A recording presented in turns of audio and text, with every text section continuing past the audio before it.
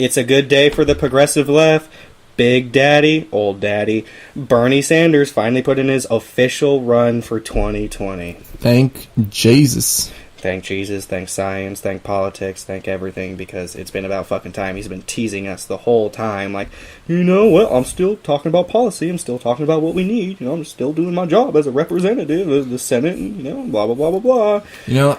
I want to say something before we start off this convo. I really think that this time a lot more people will be focused on him than because last election we had two candidates, and now most people realize, no matter who they voted for, most people now realize that both of those choices were complete crap. Yeah, lesser to evil comment wasn't good enough for you to vote between the two of them. That's not a good excuse. Yeah, and now I really think people are actually seeing what kind of crap we're in at the current time, and what we really need is a person like Bernie Sanders, guy to about just policy, come in, yes, and to just save the day, more or less. Yes, Big Daddy, Old Daddy, Bernie Sandy. We need him. I mean, he's the only person in politics. I don't know how old Ro Khanna is, so I'm just going to look it up for you guys later to look right now, but Bernie Sanders is the only real guy that we can, or woman, that we can trust that's the progressive left to do what's right, not just for the progressive left or all of the left, but the entirety of the United States. Even though Bernie Sanders is an independent, he is an independent, he's a social democrat, he is a self-proclaimed democratic socialist, but he's not. Based on policy, he's a social democrat, a run-of-the-mill social democrat like Denmark, Sweden, all those Scandinavian countries. Right. A democratic socialist is someone who believes in a majority of socialism and a little bit of democracy, and that's obviously not what Bernie runs for. But the whole crux of this, the reason we're so glad is because he's the only guy that's close enough to being good enough for president, because he does 100% policy substance, and then the next person would be Elizabeth Warren, and she still has this guy's not there to make our country look stupid. He's actually there to make it better. Yeah. Well, I mean, not that just kind look, of sums it up. Well, substance, yeah. Yeah. Well, just in general, not, and I didn't really mean looks. I know what you mean, yeah. Representation, policy. So pretty much everything together. So we're going to show you guys right now the video. His campaign. Yeah, that he released, the official video for 2020. Let's take a look. Real change never takes place from the top on down, but always from the bottom on up. Bernie Sanders' healthcare for all idea is gaining steam. Free tuition. Free college tuition. Free tuition champion, Senator Bernie Sanders. Bernie Sanders added, the greatest threat to national security is climate change. The future of our planet is at stake. Sanders taking on Amazon. Bernie Sanders has been consistent hammering about income inequality. Nobody in America works 40 hours a week, should be living in poverty. So our economy is rigged. We have a campaign finance system which is corrupt. Sanders leading the charge to stop war against Yemen. The first time ever the Senate has voted to end an unauthorized war. The fight against injustice has been the work of his life. Jobs and education, not jails and incarceration. We are not going to retreat on women's rights. Sanders pushing a bold agenda that includes protecting DACA recipients and comprehensive immigration reform. You don't rip little children away from the arms of their mother. A major announcement from Amazon. Amazon will raise its minimum wage to $15 an hour. 350,000 workers. Thousands of workers at Disney World will get raises. It's a victory for Bernie Sanders. It's a victory for all workers. Brothers and sisters, we have a lot of work in front of us. If we are prepared to stand together, there is no end to what the great people of our nation can accomplish. Ooh, goosebumps. Dude. Did you feel that? Yes. I felt that. It was power. Yes. It's the best... That's influence. The best campaign video you're going to get of any person who's running for president. Any candidate who's running for president, because he laid out every policy issue that should be mainstream right now. Medicare for all, income inequality. And he somehow was able to summarize it all in a video.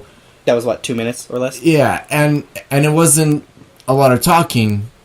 It was just very smart representation. Yeah, it's not like he had to go into detail and bore us to death. He just said, this is an issue, fix it. Problem, fix it. Problem, fix it. Problem, fix it. Looking at that video, it kind of made me want to rally together with all the fellow Americans, Yeah. And I think that's what he really represents. I wish I could be on Bernie Sanders' campaign, because I would love to have that experience of being on a campaign, being in politics like that. That's my end goal for when I'm older. It's just to be in politics of people that I support and like, that have the policy substance for the people, no matter what side they come from, as long as it's for the working class people. But anyhow, Bernie Sanders is just wholeheartedly economy issues with... he basically understands us, millennials from old to new and Generation Z. He understands that we're working class people, we're very poor most likely, we're struggling, and there are certain economic things that the United States can, and I very much bold and quote, afford to do. We can afford a middle class. We can afford to give health care to everybody. We can afford to make sure all our people are highly educated. And then the one thing that he said during the campaign, that no one who works 40 hours a week should live in poverty. Exactly. If you're giving so much time that it takes up a majority of your week, the majority of your week, and you still live in poverty because of that, and there's paycheck a problem. to paycheck, there is a ginormous problem. Like, it's like I told my grandfather, I kind of compromised with him. I said, look, if we actually regulated the Waltons, I don't like the Walton family. For those who don't know, the Waltons is the family who owns Walmart. You can get it, Walton, Walmart, there you go. They make, 600 times the amount that their employees make? They can still make 150 times what they make and be good off while caring about their employees. All of them, from janitors to executives. But do you think that's happened? No. No. Because greed and... No. Greed. My family needs all this money. Look, I get it's your business. You want to make a profit. Dude, it's capitalism. I'm with you. But you where's can't the limit on that profit? Like, there's no limit to how much money you can technically make, so what are you going to do without the money? You're just going to keep piling it on and on and on? Exactly, which is why I'm with Bernie Sanders on his economy strategy. I mean, it's just simple. You can't expect trickle-down economics to work when it hasn't worked the last 3 or 4 times. I'm going to say it now, dude. Say it. If this guy doesn't win the Democratic nomination, we're an ass. Chopa. We are screwed. I mean, because we can't expect... not Hillary Clinton. Oh, good God, no. Elizabeth Warren. I don't expect her to win by a good margin, but she can possibly win, and she's the only the next person in line that I would give the Democratic nomination to, my vote towards. I would give my effort towards telling you guys, look, this is what's good, this is what's right.